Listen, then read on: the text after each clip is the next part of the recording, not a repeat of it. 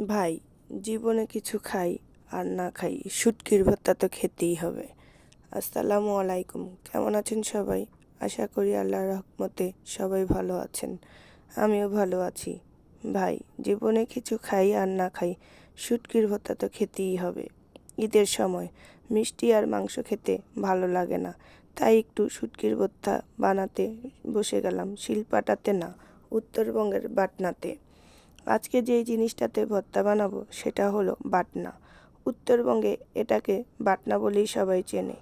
টমেটোর টক আর শুটকির ভর্তা, সেই স্বাদ। বসে গেলাম বাটনাতেই ভাত খেতে। টমেটোর পাতলা টক আর শুটকির ভর্তা অনেক মজা। যে না খাবে সেই মিস করবে। অবশ্যই সবাই ট্রাই করবেন, যারা শুটকি লাভার আছেন তারাই। আজ এই পর্যন্তই। আল্লাহ হাফেজ।